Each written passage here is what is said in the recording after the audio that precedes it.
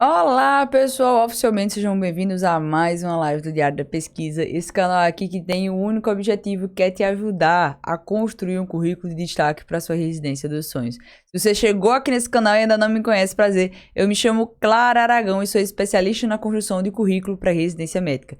E hoje nós vamos estar falando sobre os principais pontos que você precisa saber quando for acompanhar um médico, para que além de poder aproveitar toda a prática, todo o estágio, você poder somar no currículo para a residência médica, tá bom? Então esse é o tema da nossa aula de hoje, para que você entenda como, além de ir para a prática, além de aprender o conhecimento prático da medicina, você consiga ter um currículo de destaque que vai garantir a sua aprovação na sua residência médica dos sonhos, seja qual for a especialidade que você escolher, seja for anestesia, seja pediatria, seja gineco, seja cirurgia geral, não importa a sua especialidade. E não importa se você não tiver escolhido ainda, o que importa é que você tenha um currículo de destaque para garantir a sua vaga, seja na USP, seja em qualquer outro hospital que você queira participar e fazer uma boa residência. E acho que o mais importante disso tudo é você poder escolher o local onde você vai passar e não passar no local que der, tá bom? Então seja muito bem-vindo a mais uma live. Nós estamos com esse principal objetivo aqui de hoje. E hoje nós temos também um objetivo muito importante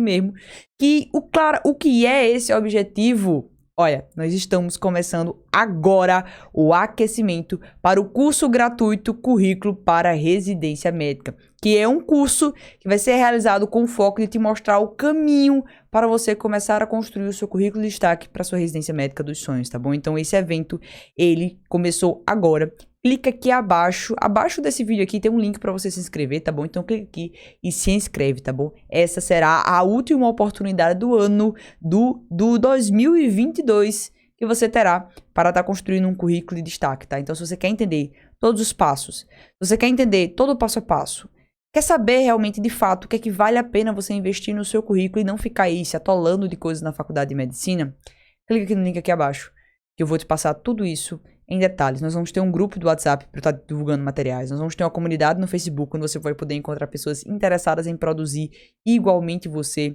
Nós vamos ter justamente premiação lá na comunidade. Nós vamos ter aulas ao vivo de tiraduras, onde você vai poder tirar dúvidas diretamente comigo, tá? Então, olha, fica atento.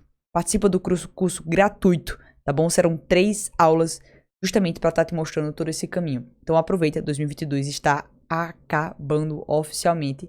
Infelizmente ou felizmente para alguns, mas o fato é que o tempo está acabando para você começar a construir o seu currículo de destaque, tá bom? Então, mais uma vez, clica aqui no link abaixo e faça sua inscrição nesse curso. E um ponto muito importante que a gente pode começar aqui a falar é que todos os conteúdos que eu trago aqui, eles servem independente se você está no ciclo básico de medicina, se você está no ciclo clínico do 6º período para cima, até mesmo no internato, ou se você está formado. O que importa é que se você quer ter um currículo de destaque, todos os conteúdos que eu trago aqui servem para você. E o curso gratuito Currículo de Destaque, ele vai ter o enfoque justamente em atender todos os níveis que querem, de fato, ter um currículo de destaque para sua residência médica dos sonhos, tá bom? Então eu quero deixar isso extremamente claro aqui. Então, mais uma vez, seguimos. E para aproveitar, já que eu pedi para você clicar no link que está abaixo na descrição aqui, queria também te lembrar que se inscrever aqui no nosso canal, tá bom? Então, se você ainda não é inscrito no Diário da Pesquisa, não se esquece de clicar aqui para se inscrever. É muito importante que você faça isso, porque você vai estar sempre atualizado sobre os conteúdos que nós estamos trazendo aqui. E também, se você não me segue nas redes sociais, por favor, @Diário da Pesquisa _, tá? Tô lá no TikTok e também tô lá no Instagram, diariamente postando os conteúdos sobre currículo para residência médica, ok? Então, seguimos aqui e nós vamos falar justamente hoje sobre, mais uma vez, voltando ao nosso tema, essa é a live 76, sobre pontos que não podem faltar para você acompanhar um médico e ao mesmo tempo crescer o currículo para residência. E esse ponto aqui é só um aquecimento para o que vai ter lá no curso gratuito. Então, aqui é só um pedacinho para você chegar mais preparado para participar e poder absorver melhor o conteúdo, tá? Então fica comigo até o final da aula, você vai entender tudo que você precisa levar para acompanhar um médico, tá? E também se inscreve no curso gratuito. Eu acho que eu já falei isso o quê? Umas 5 vezes. Então, tá, aviso tá dado, quem fala, amigo é, tá bom? E, gente, para contextualizar aqui, Clara, por que que eu preciso ter um currículo? Por que que eu preciso me preocupar com isso desde o início da minha faculdade? E o principal ponto que você precisa se preocupar no seu currículo desde o início da faculdade é justamente por causa disso aqui que eu vou te mostrar, tá? Que é justamente o número de médicos formados é 44% maior kill de vagas para residência. Ou seja, isso significa o quê? Isso significa que não tem vaga para todo mundo, certo? Isso significa que 44% das pessoas que vão se formar irão ficar de fora da formação padrão ouro da medicina, que é a residência médica, tá? E, claro, o que é que isso impacta diretamente com relação ao currículo? O currículo, ele é uma parte da sua nota na residência médica. E se você não tem essa parte da sua nota, você perde para a concorrência, você perde a sua vaga. E você perde uma pontuação que você poderia ter garantido. Então, enquanto você na prova de residência médica, você estuda pediatria e talvez você acerte as questões de pediatria, quando você tem um bom currículo, você tem 100% de certeza de que você terá aquela pontuação na residência médica, certo? Então, não é, talvez vou acertar as questões de pediatria. Você pode errar metade da prova de pediatria. Mas a análise curricular, você tem que garantir 100%. Porque você garantir que já tem uma nota, garantir a sua aprovação. E ela tem sido decisiva para inúmeras pessoas. Então tem gente que tira e acerta menor número de questões, mas ainda assim consegue passar na sua residência dos sonhos. Por quê? Porque ele teve um currículo bom e passou na frente de quem não tinha. Gente, é simples, é matemática básica. E só para vocês contextualizarem o cenário de concorrência que nós estamos vivendo hoje, olha aqui, esse é um estudo chamado Demografia Médica Brasileira, tá? Ele é um estudo, deixa eu colocar na primeira página para vocês verem. Ele é um estudo realizado pelo CFM e pela Faculdade de Medicina da USP, ok? Então esse estudo se chama Demografia Médica, ele saiu em 2020. E o que é que nós conseguimos observar nesse estudo? Então, nesse estudo aqui, o que é que a gente consegue observar? Justamente existe um gráfico da evolução no número de novos médicos e da evolução das vagas de R1. E o que é que nós observamos crescentemente, tá? Então, nós observamos que desde 2010 até hoje, 2019, não tem aumentado de forma expressiva as vagas de residência médica. Então, as vagas de faculdade de medicina aumentam a cada ano, novos médicos se formam a cada ano, mas a proporção de vagas de residência para vagas de médicos formados está cada vez ficando maior. Então, cada vez está existindo maior essa distância entre essas duas pessoas, as que se formam e as que entram na residência. E o cenário de concorrência é muito grande, E você tem que estar atento para dentro da faculdade de medicina você conseguir bater essa meta. Para que você dentro da faculdade de medicina você consiga investir no seu currículo. Então vai surgir a pergunta do seu coração, Clara, qual é o melhor momento que eu tenho para começar a construir o meu currículo? Porque você pode ver essa live aqui e achar que você tá muito distante, né? Isso pode acontecer. Mas o melhor momento para você construir o seu currículo foi ontem. E o segundo melhor momento é hoje. E, assim, se eu estivesse pensando numa situação ideal, seria do primeiro ao quarto período você começar a construir o seu currículo dentro da medicina. Por quê? Porque quando nós passamos para o ciclo clínico, que é a partir do quinto período até o oitavo, você vai querer participar de ligas acadêmicas, você vai querer participar de estágios, vai querer fazer iniciação científica, vai querer participar de intercâmbios. E para participar desses processos seletivos, que vários deles também somam no currículo, você vai precisar ter tido uma base anteriormente, porque vão fazer entrevista, vão solicitar o seu currículo, e você só vai conseguir essas oportunidades se você tiver investido durante o ciclo básico inteiro um bom currículo, ter começado a dar esses primeiros passos. E mais uma vez eu reitero, se você quer começar a dar seus primeiros passos ainda em 2022, eu vou estar realizando um curso gratuito currículo para residência. Então clica aqui abaixo e se inscreve, isso é muito sério, tá? Então, principal ponto é começar no mundo ideal, né, no país das maravilhas, seria você começar do primeiro até o quarto período. Mas, infelizmente, por inúmeras outras razões, por razões de, enfim, não ter orientação na faculdade mesmo, isso faz parte, isso não é algo comum da faculdade, o pessoal estar ligado para isso. Você tá no ciclo clínico, tá tempo para começar? Cara, tá.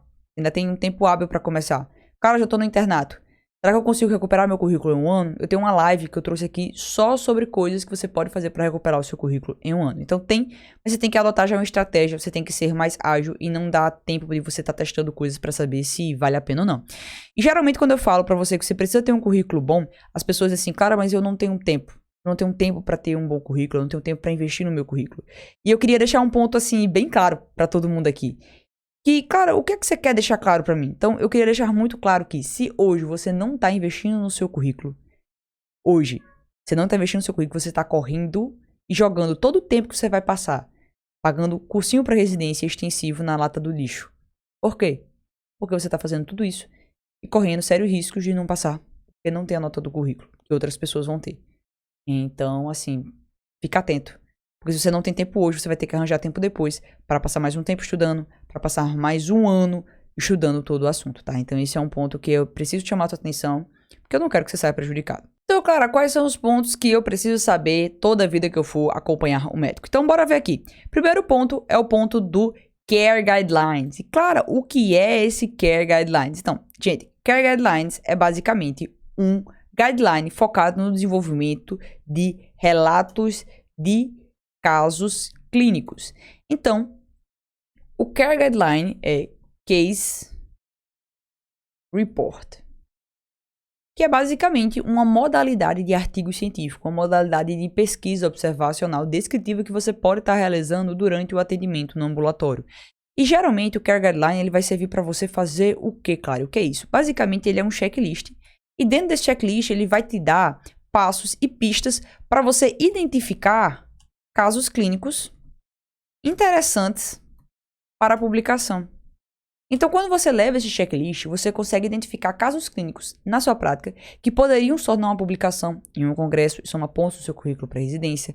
Você pode identificar casos clínicos que podem virar uma publicação em uma revista mundialmente conhecida. Você conhece um caso clínico que pode tornar um projeto de pesquisa seu. Então, quando você tem acesso e você sabe identificar esses casos clínicos, você está abrindo portas para suas inúmeras oportunidades que participar de um local científico como esse pode estar te conferindo. E o Care Guidelines, ele te dá uma coisa que eu acho incrível, que é um padrão internacional de qualidade. Então, o relato de caso que é produzido no Brasil, ele é semelhante, igual, idêntico ao relato de caso que é produzido no Japão, que paralelamente é o mesmo produzido nos Estados Unidos, que é o mesmo produzido em outro local também. Então, o Care Guidelines, ele é um padrão internacional de escrita de relatos de casos. E ter esse checklist vai fazer e te ajudar com que você também discuta os casos clínicos com o seu preceptor. Além de discutir, você vai conseguir saber estruturar uma consulta adequada para que ele consiga também coletar todos os dados ideais para você conseguir transformar aquele relato de caso em uma publicação. Então, eu entrei aqui no checklist do Care. Tá? Esse aqui é o site do Care Guidelines e como você pode ver, ele tem justamente esse checklist aqui que atualmente, tá? Por ele estar no site, ele está em inglês, mas você já consegue baixar essa versão em português sem problema algum. Então você vê aqui que ele consegue estruturar como é que você já faria o artigo científico e você consegue identificar justamente as informações do paciente, achados clínicos, a evolução do paciente, os diagnósticos, as intervenções terapêuticas e os desfechos. Então, aqui está exatamente todas as informações que você precisa coletar na sua prática clínica para poder estar aproveitando um caso para publicação científica, tá bom? Então, não deixe isso aqui perder de oportunidade. Se você está na prática, vai acompanhar um ambulatório hoje, já imprime e deixa isso aqui do seu lado.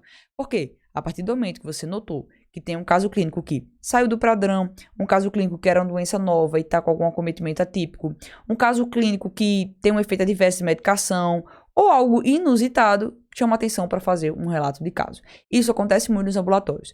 E aí surgem duas questões quando eu falo sobre relato de caso. A primeira questão que surge é, cara, eu estou no primeiro período de medicina, eu não paguei semiologia ainda todo, eu consigo fazer um relato de caso e eu consigo afirmar para você, com a maior certeza do mundo, de que você sim consegue fazer um relato de caso, mesmo ainda não ter terminado de pagar a matéria de semiologia. Você só precisa de ter esse checklist no seu bolso, e de 2, ler o capítulo do Portinho sobre como fazer uma anamnese e imprimir o checklist que tem lá no livro do Portinho. Pronto, você fez naquilo ali e você está totalmente apto a fazer um relato de caso, tá? Não precisa dizer, eu vou esperar chegar no quarto período para eu fazer talvez um relato de caso. Chegar no quarto período, talvez não chegue nem essa oportunidade de novo para você, e você perca essa oportunidade. Literalmente, perder a oportunidade. E talvez você não queira fazer isso, eu tenho certeza. Então, leva isso aqui no seu bolso, lê o capítulo sobre anamnese e vai perguntando de forma mecânica mesmo. Uma das estratégias que eu uso quando eu vou fazer uma consulta dessas, ou até mesmo recoletar um caso clínico com um paciente, eu digo o seguinte, olha, me apresento, falo que eu, enfim, tô ali para estudar mais um pouquinho sobre o caso clínico da paciente, peço permissão, é muito importante você pedir permissão, para poder estudar o caso clínico dela. Uma vez ela tendo essa permissão, eu sempre digo, olha, eu vou começar a fazer um monte de pergunta direta para você para poder preencher a minha ficha. Você pode me responder de forma direta? O paciente vai dizer sim.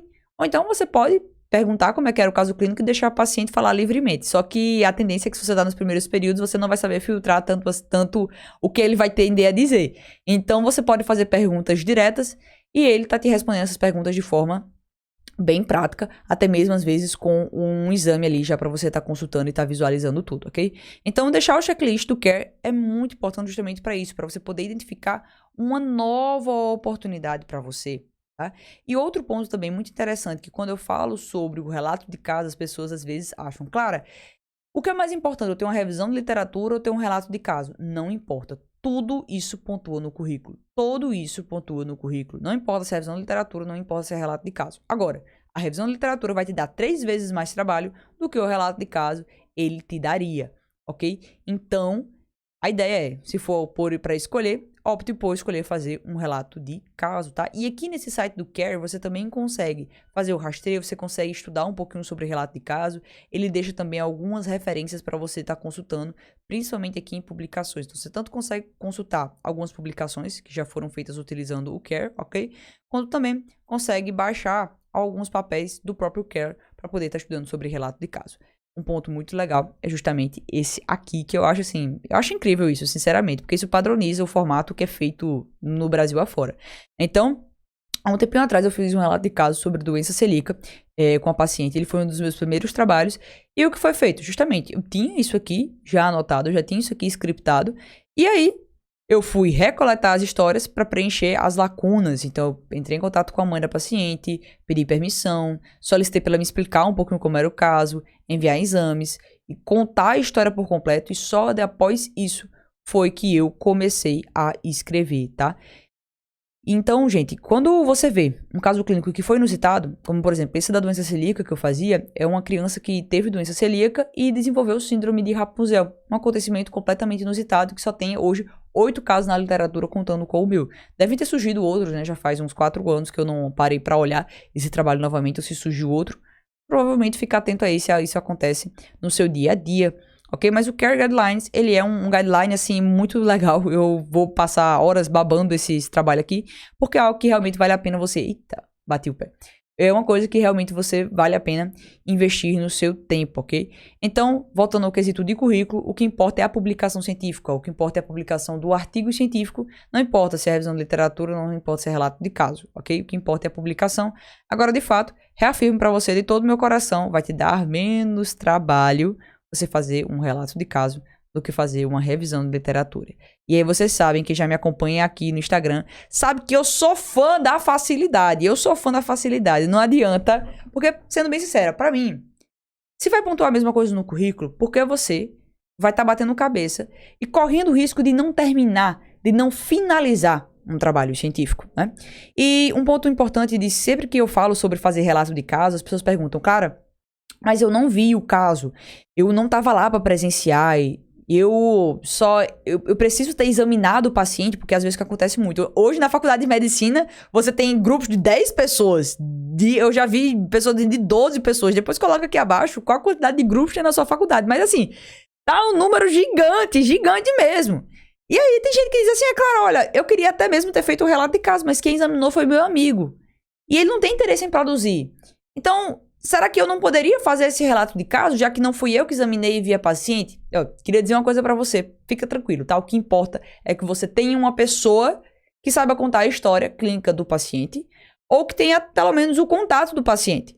Então, geralmente, como é que eu faço na prática para poder conseguir um relato de caso para estar escrevendo? Então, eu vou acompanhar os professores e eu faço a pergunta direta. Eu pergunto, professor, o senhor tem algum caso interessante, algum caso que te chamou a atenção lá no seu ambulatório, que te chamou a atenção na cirurgia? Ou então o senhor tem um amigo que tem algum caso interessante que o intrigou, que ele precisou abrir discussões de caso? Você pode se surpreender com a resposta, tá bom? Então nós tivemos um trabalho agora sobre Parkinson secundário após uma ventriculostomia. Parkinson secundário após uma derivação, certo? Uma derivação ventrículo-peritoneal. E aí, basicamente, isso era um caso realmente inusitado, eu falei, entrei em contato com o professor para perguntar se ele tem um relato de caso, e aí ele disse que ele não tinha, mais um amigo dele tinha, que a gente poderia entrar em contato. Entramos em contato com esse médico, e ele informou, foi super solícito, nós fomos no consultório com ele contou toda a situação, e logo após nos entramos em contato com o paciente para perguntar se ele quer, né, para tentar entender se a família permite que o caso clínico ele seja descrito, porque você tem que entender que você não pode contar o caso clínico da pessoa que ela não permitiu. É um pouco óbvio isso, né? Mas enfim, tem gente que quer fazer o relato de caso, a força que quer amarrar o doente e eu vou contar seu caso clínico, mas não é assim, tá? Você tem que pedir permissão para ele, é muito importante que você faça isso. Um dos pontos do checklist do CARE é justamente isso, você conseguiu o TCLE, que é o termo de consentimento livre e esclarecido. Mas isso é uma conversa para depois, ok? Não se preocupa com isso agora. O que importa é que você consiga um caso clínico. E você não precisa ter visto, você só precisa saber do caso clínico ou conseguir uma pessoa que tem acesso ao paciente, ao número, tudo bem, você pega, entra em contato com o paciente para poder perguntar se ele permite e talvez coletar a história toda por completo, porque nós sabemos que o prontuário médico, infelizmente, não é um local que tem muitas informações, não é? Então não vamos viver num mundo imaginário. Você que está me assistindo aí sabe que o prontuário médico, quando é um médico que de muito tempo tem no máximo 5 linhas, dependendo do médico, às vezes quando tem medo aí de alguma judicialização ele escreve mais, mas mesmo assim ainda é pouquíssimo para você florear e escrever um caso clínico por completo, tá? Então, de toda forma, eu recomendaria você entrar em contato com a paciente para poder, enfim, tá coletando dados e tá esclarecendo tudo que for solicitado que tiver para preencher o CARE, tá bom? Então, um dos principais pontos é justamente esse, tá? Que o CARE Guidelines ele é um padrão de qualidade e que você pode estar construindo o seu currículo. Lembrando, sabe, que a publicação de artigo científico, ela totaliza, tá? 10 pontos no Enare. No Enare e na USP, tá? Tendo pontuações expressivas. Expressivas. Deixa eu botar assim, ficar melhor. Tendo pontuações expressivas no PSU de Minas Gerais. Tendo pontuações muito boas também no processo unificado do Ceará e de Pernambuco, ok? Então, isso aqui é uma pontuação que dá muito bom. Outro ponto também que não pode faltar para você acompanhar um médico são congressos da área do preceptor. Então, sempre que você for acompanhar um médico, antes de ir, veja se tem congressos naquela área. Cara, onde é que eu posso estar verificando a existência de congressos? Então, você pode estar verificando na biblioteca virtual em saúde. Você pode estar verificando nos sites das sociedades médicas. Você pode estar verificando em alguns Instagrams. Tem alguns Instagrams que é os congressos médicos BR. Ou você pode ver, tá? Nos sites nas bases de dados de medicina. Então, são todos os locais que você pode estar visitando e consultando esses congressos da área do seu preceptor, sempre antes de ir para o ambulatório. E, cara, por que eu devo fazer isso? Porque isso aqui vai facilitar a sua vida em construir um currículo bom. Porque presta bem atenção. Quando você é médico, você não tem mais a universidade para estar te atualizando. Você perde esse meio de atualização.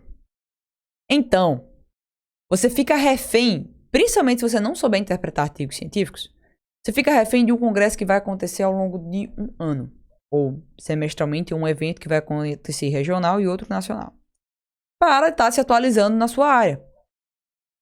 E você chegar para ele com um congresso que ele poderia querer participar e que além de participar você pode propor um trabalho para enviar, você mata 2 coelhos com a cajadada só. Porque você não precisa ir presencialmente no evento para apresentar aquele trabalho. Ele pode ir por você. Porque ele vai querer ir eventualmente. Então, vamos supor que você sabe que vai ter, por exemplo, teve agora esse ano o Congresso Brasileiro de Pediatria. Se você vai acompanhar um ambulatório de pediatria, a pediatra ela vai querer participar do Congresso Brasileiro. São raros os profissionais que não vão querer. Você pergunta, doutor, o senhor vai participar do Congresso Brasileiro que vai ter agora em setembro? Aí ele vai dizer assim, ah, tá, vou querer sim ir. Ah, professor, eu tive a ideia de um trabalho. O senhor tem interesse em enviar algum trabalho, porque poderiam pegar algumas ideias de uns trabalhos, formarmos um grupo e aí enviarmos trabalhos. Ótimo! Você já ganhou a pontuação para o seu currículo. Já ganhou vários pontos. E a pontuação de resumo científico, ela totaliza 10 pontos também no Enare. Ela totaliza 10 pontos no CSPE. E ela totaliza 0,7 pontos no PSU de Minas Gerais. E para você que não sabe, 0,7 pontos no PSU de Minas Gerais é ponto pra caramba. Então fica atento que provavelmente você pode estar perdendo uma dessas oportunidades. A oportunidade de gastar menos, não precisar pagar hospedagem, alimentação nem nada, porque o seu preceptor vai apresentar o trabalho por você naquele congresso que ele já ia de toda forma. Certo? Então, sempre que for acompanhar um ambulatório, seja de otorrino, seja de cabeça e pescoço, qualquer ambulatório, olhe os congressos que estão na área. Porque você vai ter a oportunidade de ter um preceptor para estar te ajudando com o trabalho científico. Lembrando que seu preceptor não é curso de pesquisa, tá? Então, você não vai obrigar ele a te ensinar pesquisa, você vai pedir para ele revisar um trabalho que você vai fazer. Então, eu particularmente, tá? Você nunca vai me ver, eu no Diário da Pesquisa, falando que você vai depender de orientador para publicar um trabalho. É muito importante, ok? Você pode fazer o trabalho e pedir a revisão do trabalho para ele, ok? Então, fez a revisão? Ótimo. Vai mandar o seu trabalho, vai publicar, vai somar no seu currículo e no currículo de todo mundo que enviar o trabalho junto com você. Então, essa é uma estratégia, olha, afinadíssima para quem vai para o ambulatório. Principalmente com médicos que gostam de se atualizar. Afinadíssima mesmo, tá? E, por fim, tem uma última técnica que eu uso e recomendo para todo mundo que quer ter um bom currículo. Que técnica é essa? É justamente a técnica do caderno de práticas. Basicamente, você já deve ter visto. Qualquer pessoa tem um caderno de prática. E nesse caderno de prática você faz a escrita de dosagem, faz a escrita de exame físico, você faz a escrita de anotações práticas. A ideia é essa. Chega uma dosagem de uma medicação, seja a anotação de um cálculo, qualquer coisa que você vai precisar ter uma consulta ali na hora. Só que o que você pode fazer do caderno de prática? Fazer um caderno de estudo de casos clínicos / experiências. Então tem uma modalidade de publicação de trabalho científico que se chama relato de experiência. E a publicação do relato de experiência ela é igual à do artigo científico para revisão de literatura e relato de caso. É a mesma coisa. E quem trabalha com gente, pessoal, tem história para contar. Olha, eu tenho certeza que você tem alguma história para contar. Eu tenho certeza, mas é certeza absoluta. Você tem uma história de algum aprendizado. Uma vivência que te trouxe aprendizado. Seja de estágio, seja de monitoria, seja de ação social. Tudo isso são formas de você conseguir crescer e aprender. Eu tenho certeza que quem trabalha com gente tem história pra caramba pra contar. Não tem pra onde fugir. Tem história pra caramba pra contar. E esse caso clínico e essa experiência que você viveu, elas podem se tornar um artigo científico chamado relato de experiência. E somar no seu currículo. Você conseguir ter a publicação.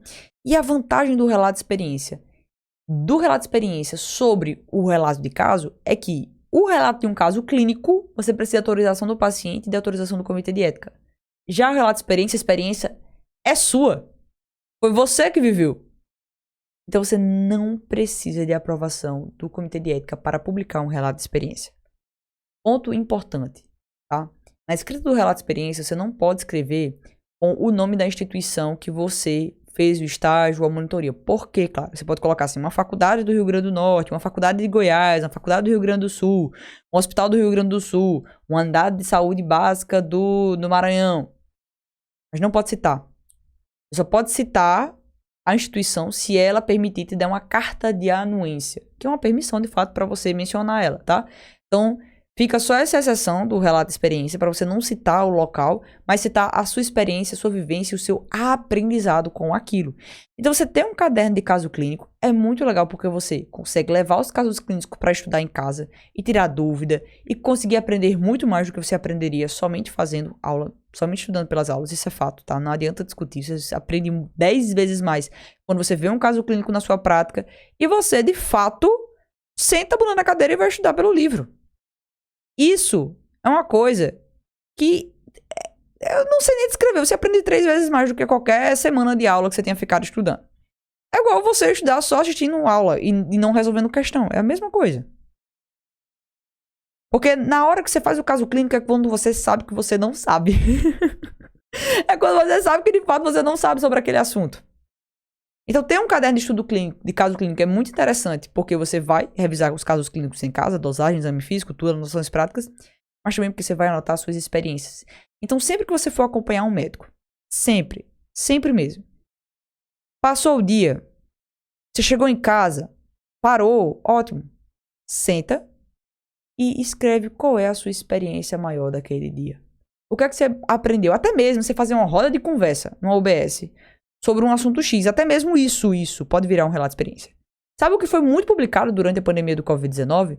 Foi muito publicado estudos justamente sobre a organização. Vê bem, a organização da fila de espera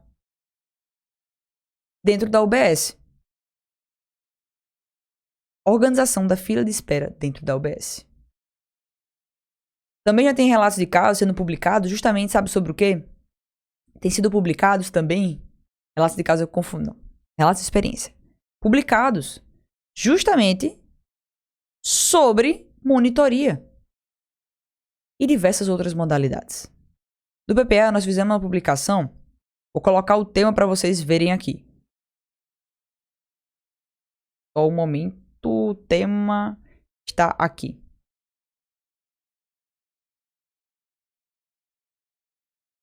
Vai conseguir ver, eu acredito que dê para conseguir ver. Foi um relato de caso feito sobre a Raquel Araújo, tá? Ela finalizou a residência em saúde da família e da comunidade e ela fez um trabalho sobre o uso de tecnologias para telemonitoramento na atenção primária à saúde na pandemia do Covid-19. Relato de experiência. E esse relato de experiência foi uma publicação de artigo científico, uma revista boa, uma revista indexada, uma revista que gerou pontuação para quando ela for fazer um mestrado, fazer doutorado, fazer residência. Ela concluiu a residência, então quando ela for fazer um mestrado, quando ela for fazer o doutorado, isso aqui vai pontuar para ela. Então veja o quanto somente uma experiência pode te levar. Agora, óbvio, cara, é toda experiência que eu consigo fazer isso? É toda experiência que eu consigo fazer? Não é toda experiência, tá? Então, são experiências que têm, de fato, um aprendizado. Então, você tem que parar e observar. Qual é a experiência que me gerou aprendizado? Qual é a experiência que hoje eu consigo trazer um conhecimento teórico por trás dela? Então, aí sim tem uma experiência boa. Então, justamente, essa live de hoje foi para dar o panorama para você de oportunidades que talvez você esteja perdendo na sua faculdade. Então, bora só fazer o feedback aqui. Então, nós falamos sobre pontos que você não pode faltar para acompanhar um médico e, ao mesmo tempo, crescer o currículo para residência. O primeiro ponto é o Care Guidelines? Não. O primeiro ponto é você se inscrever para participar do curso gratuito Currículo para Residência Médica, tá? Esse é o primeiro ponto, porque lá eu vou te dar, de fato, o caminho e vou te mostrar estratégias como essa aqui para que você cresça o seu currículo, tá bom? Agora, o segundo ponto da live de hoje foi Care Guidelines, tá? Você precisa levar o Care Guidelines impressozinho como checklist, justamente para que você não perca um caso importante para o seu currículo. 2, falei sobre a importância de você levar congressos justamente da área do seu preceptor e te mostrei locais onde você pode estar buscando esses congressos. E 3, te informei justamente sobre o caderno de práticas e da importância do caderno de práticas para você estar colecionando casos clínicos e colecionando experiências que possam transformar-se em trabalhos científicos, em pontos para o seu currículo de forma bem sucinta, tá bom? Então, gente, eu espero que tenha ficado claro justamente toda essa aula de hoje. Espero que vocês tenham gostado. Depois comentem aqui abaixo se vocês gostaram da live de hoje. É muito importante para mim, gente, ter esse feedback de vocês, viu? E um ponto importantíssimo também é que se você ainda não é inscrito no canal, por favor, clica aqui para se inscrever. E muito importante, me siga nas redes sociais, tá bom? É @Diário da Pesquisa _ Eu acho que aqui você consegue visualizar melhor, aqui abaixo, @Diário da Pesquisa _ é justamente onde você pode estar me acompanhando diariamente, vendo um pouquinho da minha rotina e vendo também como você pode construir um currículo de destaque para sua residência dos sonhos, tá bom? Então, muito obrigado por ter ficado aqui até agora e eu te vejo na nossa próxima aula. Tchauzinho.